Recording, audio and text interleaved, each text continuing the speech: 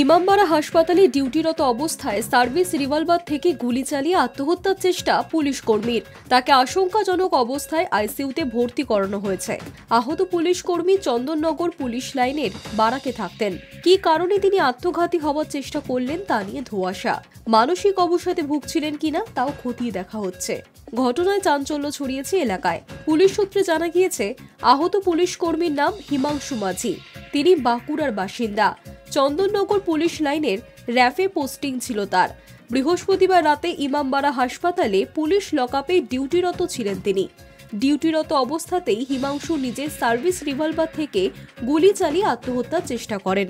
শব্দ শুনে ছুটে যান হাসপাতালে কর্মরত অন্য পুলিশ কর্মী ও হাসপাতালের স্টাফেরা। তারা দেখেন রক্তাক্ত অবস্থায় পড়ে রয়েছেন হিমাংশু মাঝি। তাকে উদ্ধার করে ভর্তি করানো হয় হাসপাতালে। সেখানেই চিকিৎসাধীন তিনি। হাসপাতালের এক কর্মী বলেন, শব্দ শুনে ছুটে গিয়ে দেখি এই কাণ্ড। রক্তাক্ত অবস্থায় পড়ে রয়েছেন ওই পুলিশ কর্মী। তাকে উদ্ধার করে হাসপাতালে ভর্তি করানো হয়। এক রোগী বলেন, রাতে এক বিকট শব্দ শুনতে পাই। তারপর থেকেই সকলেই ছোটাছুটি করছে। শুনেছি পুলিশ কর্মীর গুলি লেগেছে, তবে কি করে এই কাণ্ড বলতে পারবো না।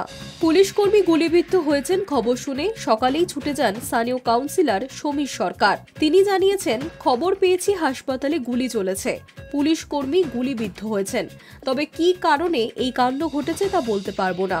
পুলিশ প্রশাসন ঘটনার তদন্ত করে দেখুক। আমি তো খবর পেয়ে ছুটে এলাম হাসপাতালে। সকাল থেকে ওয়ার্ডে আমি রাউন্ড মারি যে হাসপাতালে গুলি চলেছে। ব্যাপারটা এসে জানলাম যে হাসপাতাল যে লকআপ আছে, সেই লকআপে ডিউটিরত যিনি পুলিশ কনস্টেবল বা যিনি ছিলেন, শুনলাম নাকি তিনি গুলিবিদ্ধ হয়েছে। কীভাবে গুলিবিদ্ধ, কী কারণ হয়েছে সেটা আমি বলতে ঠিক পারবো না। এটা প্রশাসনের লোকেরা আসছে, পুলিশের কর্তা ব্যক্তিরা তদন্ত করলে এটা বলতে পারবে কেন গুলিটা কীভাবে লেগেছে। তবে একটা ভয়ের কারণ, হাসপাতালে বহু মানুষ এখানে থাকে, বহু রোগীর চিকিৎসা হয়, একটা ভয়েরও বাতাবরণ তৈরি হয়। আমি মনে করি এটা দেখুক, এবং যেটা হয়েছে খুবই দুঃখজনক ঘটনা। হাসপাতালের মধ্যে হয়েছে, এটা অন্য কিছু হলে ঘটতে পারত। এইসব জিনিসগুলো যাতে না ঘটে, এটা প্রশাসনেরও দেখা উচিত। ঘটনার তদন্তে হাসপাতালে পৌঁছেছেন চন্দননগর পুলিশ কমিশনার সহ উচ্চ পদস্থ আধিকারিকেরা। ঘটনার আতঙ্ক ছড়িয়েছে রোগী ও তার আত্মীয় পরিজনদের মধ্যেও। High news network.